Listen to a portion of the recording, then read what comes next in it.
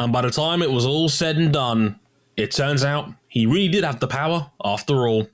Welcome back to Motorsport 101.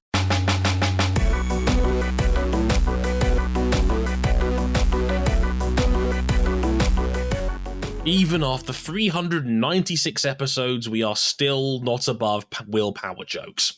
Sorry, Will. Had to be done. Welcome to our IndyCar season finale episode. Oh, pretend you're sad, gentlemen. Do it. Oh. We are sad here because it's the final round of the IndyCar season. This was the season finale at Laguna Seca, and we're all a bit glum because it's been a very fun IndyCar season this year. But in the end, only one man could lift the Astor Cup, and it was William Stephen Power, ladies, gentlemen, and friends outside the binary, because oh boy, what a weekend it was. History made. You know, he took an all-time record away from the history books and would go on to do what he's pretty much done all year long, be ultra consistent and lift the cup in the end. But how we got there was full of drama. It was wild how we got there on this one, and we're going to break it down over the next 40 minutes or so. But first of all, we've got to bring in my esteemed panel. First and foremost, Cam Buckley. Hello, sir. Howdy. You know, get to bring back the line. Oh. You pour in blood, sweat, and tears. And then you lose to Penske. He said the thing! He said the thing! He said the thing.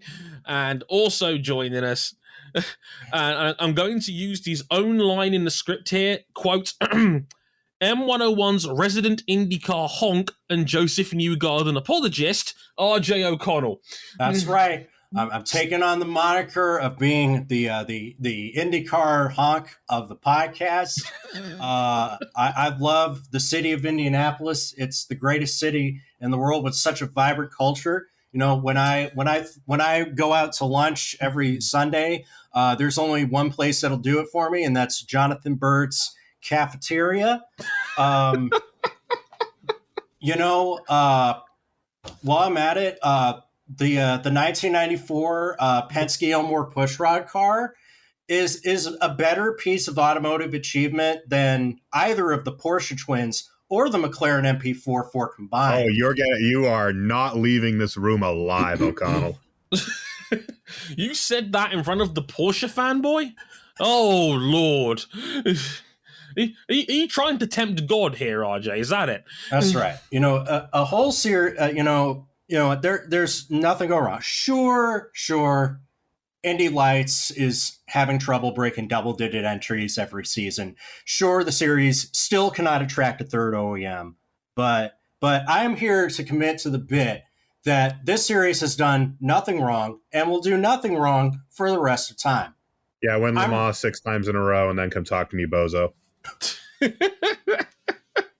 Hey, it is the Porsche Penske program, so goddamn no matter. Right. Testing it down at Daytona. So in the end, we both win. Yeah, we.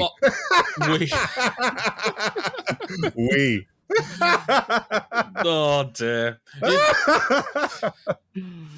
Oh dear. Look, let's put it to you this way. To borrow a line from my Ferrari review at Spa, may your woes be many and your days be few, RJ.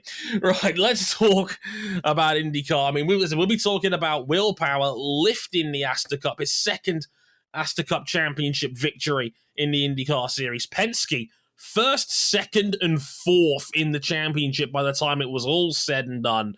A beating of monumental proportions over the course of the field on that one. Speaking of which, Alex Palou absolutely slaughtered the field here.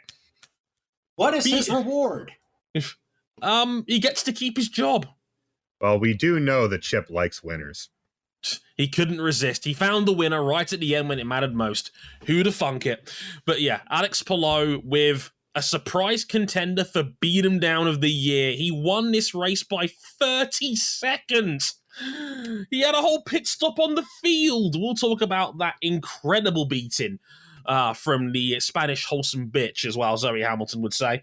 And we'll be talking about some of our favourite moments from IndyCar this season as well. A little taster, a nibble into what potentially could be coming next week. But places you can find us real quick before we get into that. You can find us at youtube.com/motorsport101. Remember, you can find us on Facebook at motorsport101.com, Twitter at motorsport_101, and our personal handles are at Harrison101HD, at cbuckley917, and at RJ O'Connell. Oh no, I'd like to revise that as part of my commitment to the bit. My handle is now trackforum.com. Trackform.com for RJ O'Connell. Direct all your inquiries there. I'm getting my Infinity Gauntlet. I've had enough. While Thanos retreats to the back, we're also on Instagram at Motorsport 101 Pod for all our content updates. You can find them on our website, motorsport101.com, for reviews of both this race, a little bit on the season as a whole, and Formula One's Italian Grand Prix. And if you really like us, you can back us financially on Patreon, patreon.com/motorsport101. $5 gets you early access to all of our shows before they go live to the public. You can also get access to our Discord server, where you can listen to these episodes live as they're being recorded. So, without any further ado, let's get into the IndyCar season finale, the championship race at Monterrey. Yeah, I think the Colts can make it to the Super Bowl. I mean, they got Matt Ryan. He's a Super Bowl contending quarterback. And this isn't just shilling. This is desperation.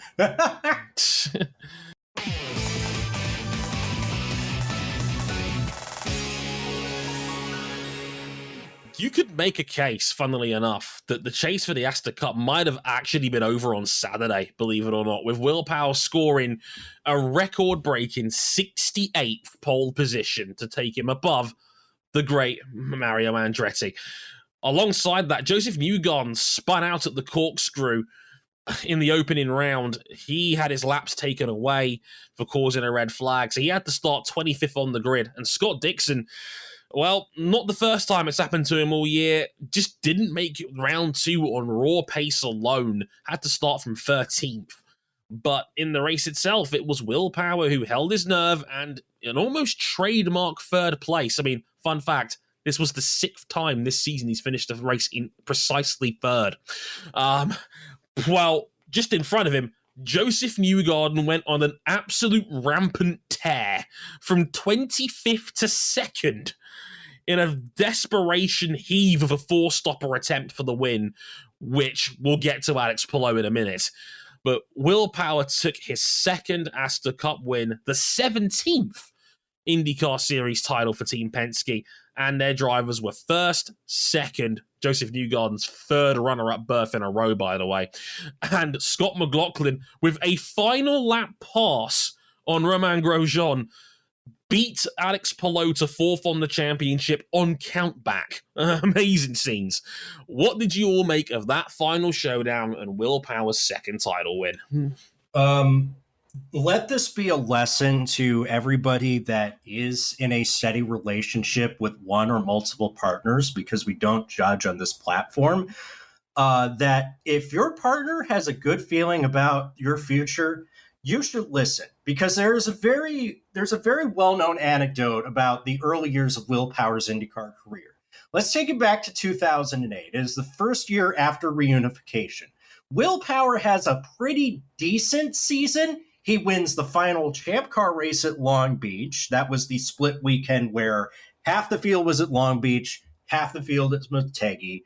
He wins the pole for the non-championship race at Surfers Paradise, but it's not enough for Will Power to keep his job at KV Racing Technologies. And heading into 2005, Will Power is offered a contract to race in A1 GP. And he is coming very close to signing that contract when his girlfriend at the time, now his wife, Liz, tells him not to sign it. And the reason why she told him not to sign it is because what if Roger Penske or Chip Ganassi come calling? Helio Castroneves stands trial for tax evasion charges, which he eventually beats, which leads Will Power to step in for Helio Castroneves. And one really good relief ride turns into Roger Penske scrambling to create a 3rd full-time car that Will Power, the number 12 Verizon car, has still been into this day with many members of that team, from Robbie Atkinson, data engineer, to David Faustino, who has been his race engineer for even longer, going back to the Champ Car days. A lot of those people were still with him since the beginning of that journey. And Will wanted to win that race for them. And to my point about trusting your partner's intuition, after the race, Will said, my wife told me that you're going to break Mario Andretti's record this year and you're going to win the championship.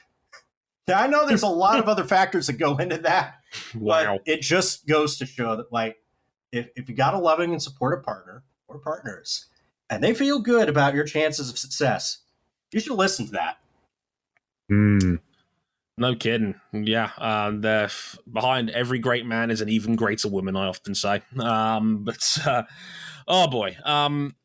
Yeah, it's amazing. Like, there was genuine concern off the back of last year that Will Power might be finished as an elite driver in this series. There was a lot of scruffy mistakes. There was a lot of bad days. He finished 9th overall last year, and we thought this might be it for Will. This might be him at age 40 thinking, you know what? He's 40. You decline. It happens.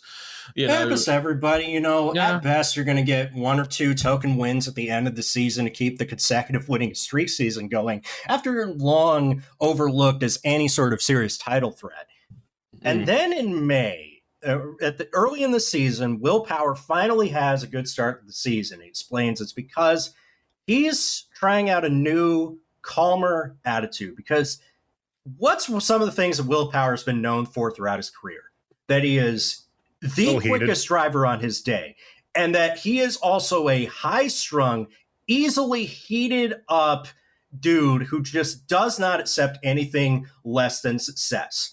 The most famous instance of this is the famous double bird to Brian Barnhart after whatever the hell happened at New Hampshire in 2011.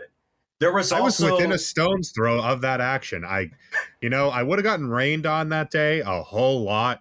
I would have seen a porta potty get annihilated by Tony Kanaan. No, not that way. But I would have gotten to see the double bird. Dude, no kidding. Dude, it was... Will Power for years has always been, a guy who doesn't tolerate failure. And to some, that comes across as being a malcontent whiner who should just chill the hell out. Well, he did chill out. At age 41, he decided to take this new Master of Zen approach. And, it was tested at times. It was tested at Road America when Devlin DeFrancesco punted him off. And then after the race, he repaid him with just a little bit of kiss on the wing, just a little bit. But other than that, Will Power stuck with the game plan. He didn't try to be the fastest driver in every single session. He just decided to control what he could, and it worked out for him. And there's a race I want to talk about later on that I think was the defining moment of the season. But this is just another one of the things. He knew at some point, I don't have the pace in me to win the race. I'm just going to go out and get the best result that I can. And it worked. If you flip a coin, you have a worse chance of it landing on either side than you do of Will Power finishing any of these races on the podium in 2022. 9 podiums in 17 races. Yeah, incredible job. And only 1 victory, the 1 win at Detroit. He didn't win any other races. And yet, average finish on the year, 5.9? Yeah, his floor was so damn high that even without the incredible peaks, Josef Newgarden was racking up dubs left and right. It didn't matter because his floor was just too high. Power didn't give him an inch. And when Newgarden inevitably made mistakes, Power punished him every single time. 17 race season, 12 times he finished in the top 4. That is unbelievable consistency. Like that, I can't stress this enough, how hard it is to be ultra consistent in IndyCar. I'd argue it's hard. I'd argue it's harder than winning 4 or 5 races over the course of a year. Because to a degree, and this is no disrespect to Josef, We kind of expect that from Team Penske, given how quality of an operation they are at this point. But for Power to have, and let's not forget, he didn't have a great 500. He had a couple of scruffy races. He was taken out of Road America. He was clumsy in Toronto. An average finish of under 6 will win you championships. I mentioned it last episode that he got lucky in the sense that all of the remaining title contenders had awful 500s, either by their own accord or by their team being poor. Marcus Ericsson aside, who just 6th through 10th his way all the way through the year, and it just wasn't quite enough. Will Power finished every race and every lap of every race. And the only other driver to pull that off was Scott Dixon, who was 1 mile an hour away in the pits from probably having this championship wrapped up before we even get to Laguna Seca.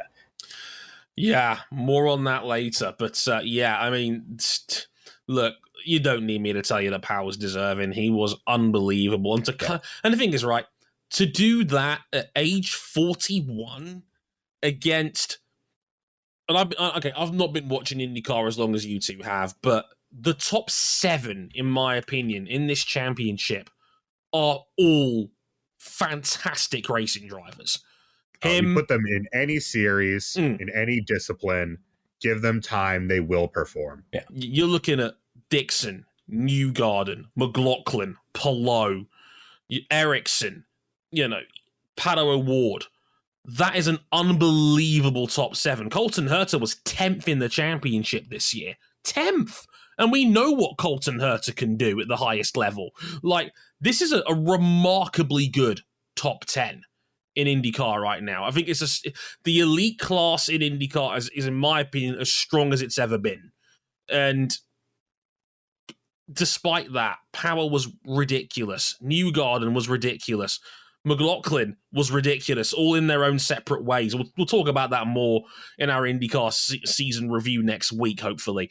But it's an incredible top class in IndyCar, and Power beat them all with sheer consistency.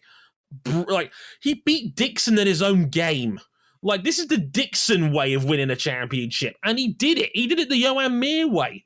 A 1-win series champion. 1! We thought it was mad that Palou did it with 3. An actively poor 500.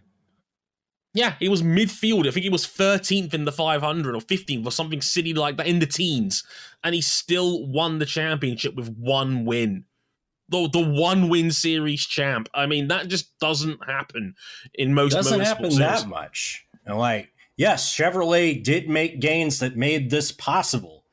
But Will Power, to his credit, reinvented himself. And it's not the first time that he's done this, because Will Power went from being a serviceable oval racer to, at a point, the best in the field.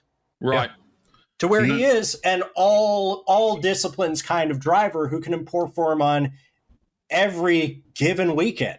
Well, and we know why. It's because, having watched IndyCar for as long as we have, RJ, we can remember the early 2010s where Will Power was capital H him on road courses, but so abysmal on ovals that it cost him 3 consecutive championships? His engine blew at Homestead in 2010. We know what happened in 2011. That was just awful all around. Fontana in 2012 was the real crusher, because he had that championship probably wrapped up, and then he wrecked on his own, got back out there, but it just wasn't enough to hold off Ryan. Not just the finale as well. All throughout the year, you'd see him just be very poor on ovals. He's completely flipped that script around. Yeah. I think he was probably the 2nd or 3rd best oval driver on the year. The only guys I would say were definitely better on ovals than him was Newgarden and probably Pato O'Ward. Yeah. That's about it. We know Newgarden should have another win to his name, but his right rear suspension had other ideas in Iowa too. Yeah. And that probably cost Newgarden the Astor Cup in the end. That was, oh Lord. And let's not forget, Josef Newgarden won 5 races this year. 5. He was Pagano in 2016.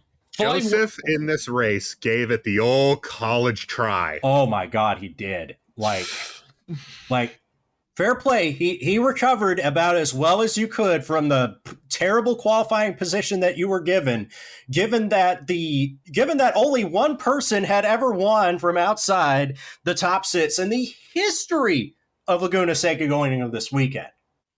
And now it's two, but we'll get to that shortly. Yeah. Shout out to Max Pappas. But it's Newgarden drove like a man who knew his championship was slipping away from him and knew he had to do something to make this interesting, and he did. That was Newgarden's had 2 or 3 of these years where when Newgarden is dialed in and at his best, he's unstoppable. Mm-hmm. And that was just another example of it wasn't just a strategy race. He was passing people left and right. He was making the corkscrew his signature move. The one he put on Power, where he's coming from 2 car lengths back and he just beautifully... He made Power take a business decision. Yeah. That was an all-or-nothing lunge, and he got it on Will Power to take second on track and at least make Power have to think about it a little bit in terms of that championship fight. Josef Newgarden is a special fucking driver. I've said this countless times. This dude is a monster when he's dialed in properly. And yeah, he's been a bit rough around the edges at times. His average finish was only 8 on the year. And I say only 8, that's dreadful. But he won 5 times this year. 5. And I can't believe I'm saying this. That's the 3rd runner-up finish in a row for Josef Newgarden. This has to sting. How he must be going at home thinking, how do I keep getting narrowly beaten like this? This is getting ridiculous. Oh, and that's just it, is that Power more or less maximized everything that was on the table to him every weekend. Oh, yeah. Whereas Josef, there's a couple of events, whether it's, mainly mechanical this year with very rarely a driver error. There's a lot of points sitting on the table that Josef would have gotten that he just didn't. And so them's the breaks in racing. Yeah, it is wild that, like I said, Josef's got to be at home right now thinking, how on earth did I not win this one? And if you're Scott Dixon, you're probably thinking, I was a mile an hour away from doing the double. Dixon had, outside the 500... His worst finish was 12th. His worst finish was 12th, despite atrocious qualifying form, and that pretty much sealed his fate this weekend. Just no speed in qualifying. Just didn't have it. Dixon said on the radio after the race, I tried everything. We did everything. There was just no speed in the car. That was only the 2nd time all season Dixon's been outside the top 10 all year. But even then, if he doesn't botch the 500, it doesn't matter. Yeah. So despite having a classic Dixon season, otherwise, as you said last episode, Dre, he carries the biggest mistake, arguably, of the entire motorsport season on his shoulders. It's one of the biggest errors in modern motorsport history.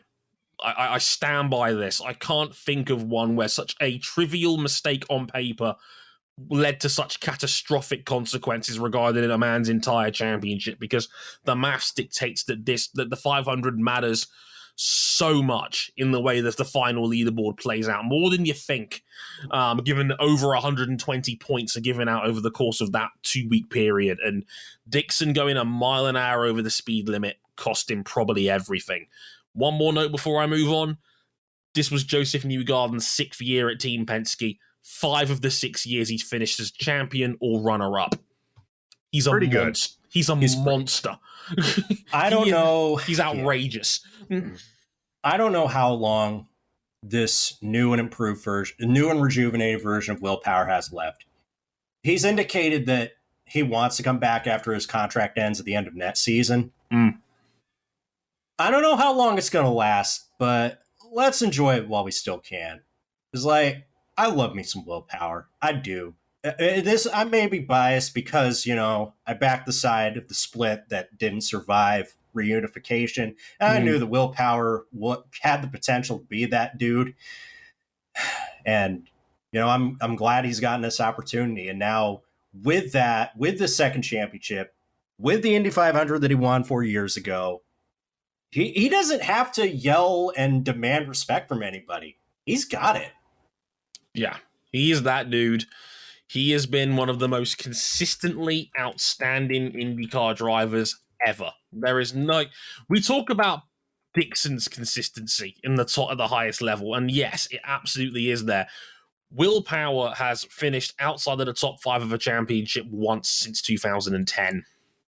Like, Power is always there, always in the mix, always a contender, can win any given race on any given day on paper. And there's not many people you can say that about. And the funniest thing about this second Astor Cup win is that he didn't even have to do that to win the title.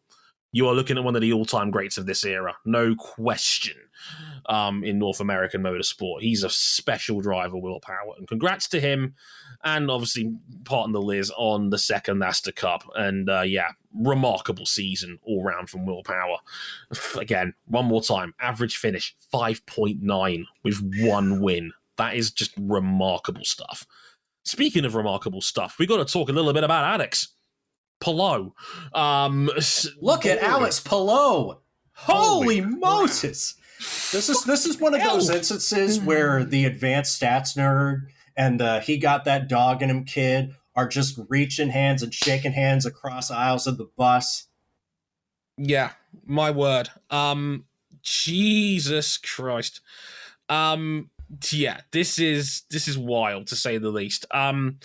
Okay, so out of nowhere, he came alive at the final half of this race where we had the one caution on the day, and that was poor Callum Illot, whose motor just died coming out of the pits. And he qualified in second. That was a phenomenal effort from Callum Illot. Damn shame. He was running in the top 6 when his car died. Horrible bit of luck for the Junco boys and girls on that one. But that was the only restart we had, and after that restart, Alex Palou crushed the field like a pillar of salt. He took off. He was a second lap faster on a new set of sticker reds, and he eventually won the race by, count them, 30 seconds. 30. Actually, you just said, "Oh yeah, he pulled away about a second a lap." 30.4 seconds, the largest margin of victory at a road course since unification in 2008. Good Lord. 30-second margin of victory. He absolutely destroyed the field. I can't remember an IndyCar race where a guy's won by 30 seconds. That is absolutely not even close to that. Absolutely nonsense. All the while, and as we had to edit this bit in because of the news that happened this morning, so thanks RJ for that. All the while, we were confident this was Palou's last race for Chip Ganassi Racing, even as Palou was giving comments after the race that he was reconsidering spurning his current team. Right? Surprise! On Wednesday, we learned that Palou is staying with Ganassi for the 2023 season, which also allows Felix Rosenqvist to stay at Arrow McLaren SP alongside Pato O'Ward and Alex Rossi. The wildest silly season story of IndyCar Silly Summer ends with everyone staying where they were and, at least for the moment, being content where they are. Funny how that turns out. Chip just likes winners way too much. Yeah, we'll get into a little bit of that in a minute, but we got to talk about Alex Palou here. Like, was that a contender for beat him down of the year? It was up there. I'm going to turn this over to Michael Gethers of Rose of 3 at Rose of 3 on Twitter. Alex Palou's fastest 50 laps were faster than Josef Newgarden's by half a second on average. This is not a large track. Palou was half a second quicker than Josef Newgarden for more than half of an IndyCar race. Once, after the first round of pit stops, right, Palou starts on primaries, goes to alternates, opposite power. Palou's able to do 4 more laps on his opening stint. By the time he puts those red tires on, he's able to catch and pass Will Power for the lead. And then from there, he pretty much just checks the hell out. No one could see him. Gone. It was like within 5 laps of the restart, the race was over. Yep. Right there and then. It was more like a second. To make an extra pit stop, have a sandwich, and then get back out and still be in the lead. It was ridiculous. Yeah, like absolutely bonkers stuff. A completely insane performance. This was arguably the driver of the season in IndyCar, arguably the driver of the year in all of motorsport. This was redonkulous. I was sitting here thinking after that race, I literally said to everybody in the Discord who was watching along with, please find a way to keep him in that car for next year. The sport is better for it if he is in that 10 car next season. And thank Christ they were able to come to an agreement on this, because I was genuinely concerned he was going to be sitting on the pine for all of 2023. That was what people were leaning towards thinking was going to happen. Yeah. So, of course, 3 days later, it turns out, oh, by the way, I'm staying. We came to an arrangement.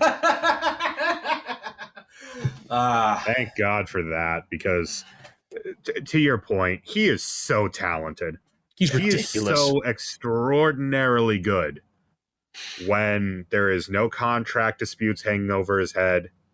When him and his management are not trying to sabotage themselves, when he can just go out there and drive. And I think looking back on it, like, I could almost kind of see, like, you think back about it, like, maybe they knew at that moment, and that allowed Alex to chill out. Oh, by the way, he had to take a 6th race spot grid penalty before the start of this race, dropping him from 5th to 11th. Yeah, needed a new engine. But then conversely, kind of becomes a theme with these wins in open wheel series. That engine penalty then gives you the freshest engine in the field, and well, there's just no way around that, is there? A complete stomping of the field. He curb stomped Josef Newgarden by half a second for over half the race. I thought Will Power was going to win this lights to flag and take the title, and as it turns out, it didn't go like that. Didn't need it to. If this was the point in time where Allen Iverson and Larry Brown's relationship was so bad that Iverson almost went to the Detroit Pistons in a trade, Oscar Piastri is the Matt Geiger of this equation, because yes, that avenue closing up thanks to Piastri signing, we'd be foolish not to think that impacted things, but I'm glad that it all worked out in the end, that Palou is going to have another chance to stay at Ganassi, and who knows how long it's going to last after that, but I wouldn't bet against him to bounce back and be a title threat again. And you know what? That's great for Felix Rosenqvist, too, because the last thing that he deserved after finally getting things back on track with McLaren SP, when going into the 500, that seat of his was looking as good as everybody but Felix Rosenqvist. He finally gets a turnaround, and he looks like the driver for hire that we've known and loved all along. And I'll tell you, him, O'Ward, and Rossi on the same team, ooh, that's looking good. I don't know if McLaren SP's right there just yet, but they're getting closer. Yeah, like, the way I see it, it boils down how dumb this entire silly season ended up being if it all ultimately boiled down to Chip not being prepared to let Alex Palou go test an F1 car. And he gets the F1 test anyway, so we all win. He's in Spain right now, as we speak, testing alongside Pato O'Ward, funnily enough. So you're telling me in the end this was all over some F1 tests? We worked ourselves into a shoot, brother. It ended up being because they picked Piastri over all of these guys anyway. Everybody involved in this is stupid. Every last one of you. And honestly, Chip has to take Chip, look, I get it. The man stabbed you in the back. I get it. But at the same time, you're not getting anyone better in that number 10 car on the planet right now than Alex Palou. He is special, right? He is a special talent, and that's your team leader post Dixon. He basically is Scott Dixon at this point. He's stolen all of Scott Dixon's plays. At this point, you've got Dixon 2.0, and that's about as strong a praise as I can give a driver in IndyCar. He is special. The only thing that was really missing from Palou's game was that can he absolutely dominate a race, and he just did that. That was the last question mark I had about Alex Palou as a racing driver. He's special. This dude is amazing. Holy shit. Everything about this was dumb afterwards, but I'm glad that Palou's still here. I'm glad that Palou will get to keep his number 10 seat, and I'm delighted for Felix Rosenqvist, who deserved to keep that number 7 car as far as I was concerned. He's massively improved. He's now a lot closer to Pato O'Ward's level in that McLaren team, and he's one of the all-round good dudes in the series. If anyone's watched any of his content on McLaren with Pato, they are a genuinely lovely pair to watch. They are just great people, and it's a great endorsement of the characters of the series. So I'm glad they're sticking around together. What the hell are they going to do with Alex Rossi when he rolls up? That's going to be hilarious to watch. I'm telling you, that seems going to be it. I'm going to have to be I'm going to have to become one of those people whose entire personality is being a McLaren supporter.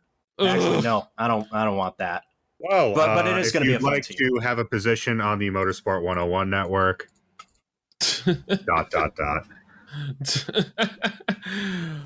It's annoying because Pato O'Ward's becoming my favorite IndyCar driver quite rapidly, and I'm trying.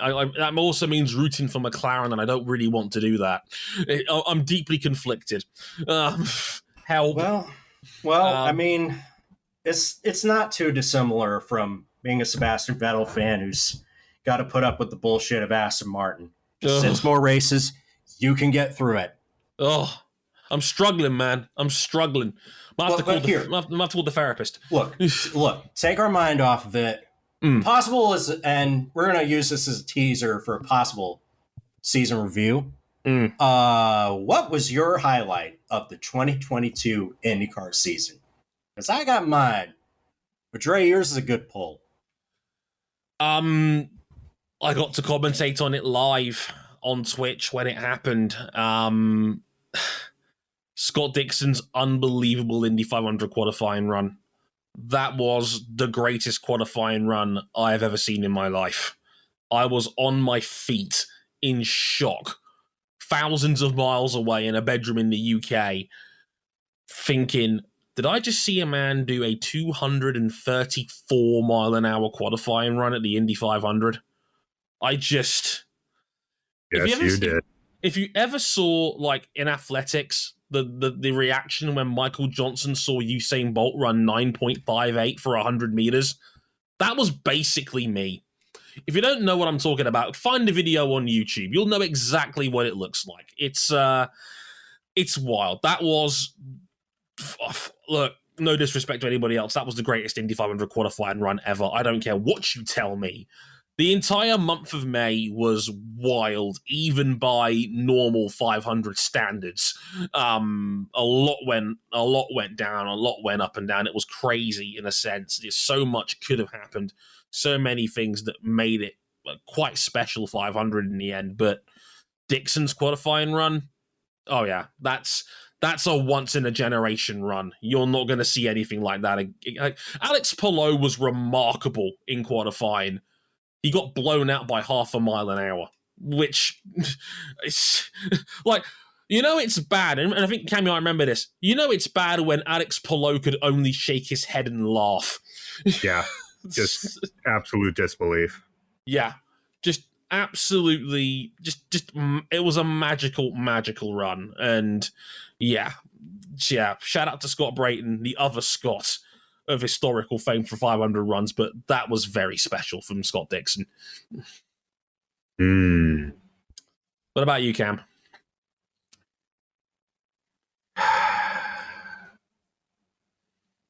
You kind of took that one off the table, so I got to pick a different one.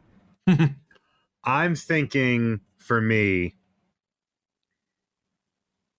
Colton Herta cranking up the Eurobeat around the Indianapolis road course and driving out of his skin in changeable conditions. Steering wheel upside down. Oh, God, that save. Oh, my goodness. Save and that win. And just generally, once he got to the front after that save, just beating the brakes off of everyone around that track.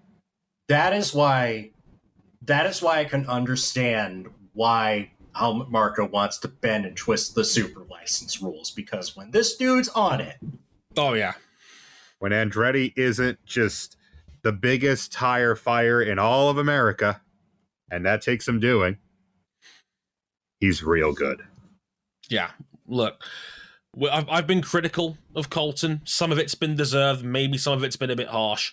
But I don't think anybody will deny his upside is as good as anyone in American motorsport.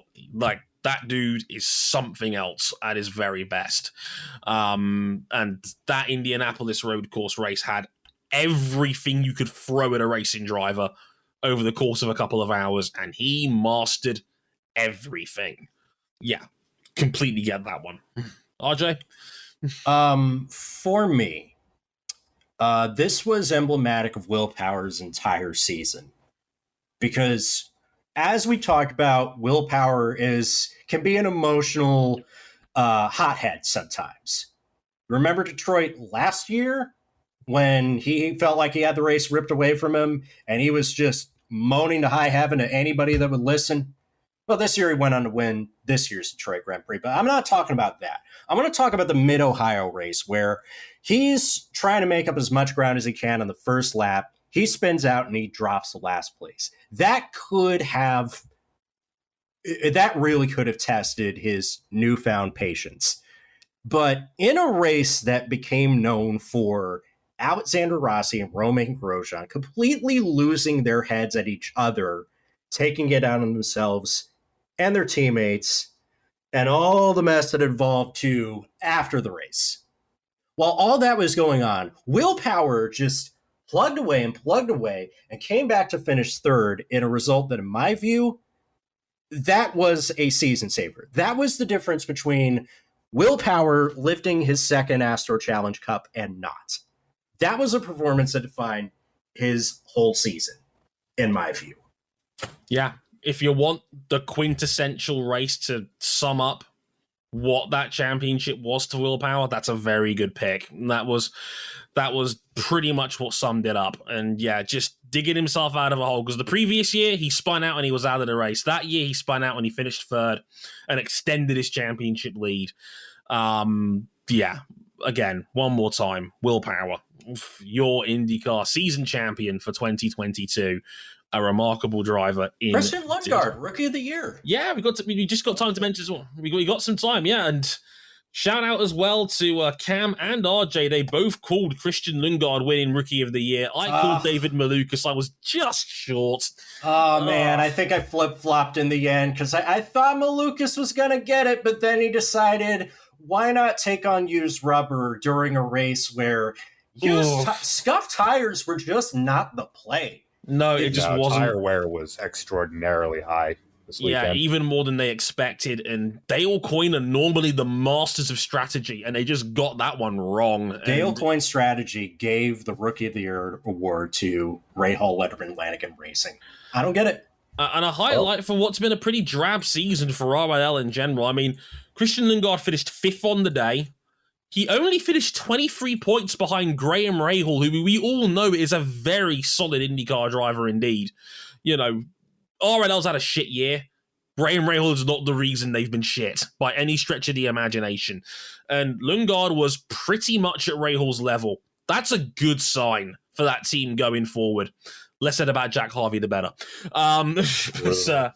Brutal season. I just want some Hy-Vee deals back in my life. No kidding. Yeah, congrats to Christian Lundgaard and Rookie of the Year. Good to see him land on his feet after a rough time in the Alpine Driver Academy, where good drivers go into the meat grinder, essentially. But yeah, that'll do it for our mainline IndyCar coverage this season. Just wanted to say thank you to everyone that's listened in over the course of 2022. It's been a mad fun time.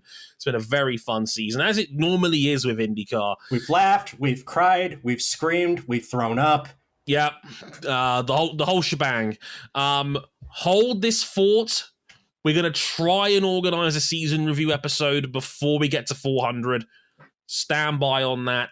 We'll figure something out. Like, we'll keep you posted on that. But we're clearing out the decks because welcome to MotoGP Gauntlet season. Because coming up after this, we have 5 races over the next 6 weeks. A triple header to kick us off Aragon, then we fly to Motegi, and then the return of Thailand in a triple header as well. It's going to be a fun time. First race in Thailand for 3 years. Can't wait for that. Also, we haven't mentioned it enough. Marc Marquez is back this weekend at Aragon. Oh, baby. The king is back. Long live the king. The other king. No, the other king. Marc Marquez. The following statement was released this week from Marc Marquez through his personal attorney and business manager in response to questions about his future career plans. I'm back. And on that note, let's get out of here. But MotoGP triple header with F1 on hiatus. We're going to be a MotoGP podcast for the next month. Enjoy. But until then, I've been Dre Harrison. Cam Buckley and RJ O'Connell's been here as well. Until next time, we'll see you in Aragon. Sayonara. Later, y'all.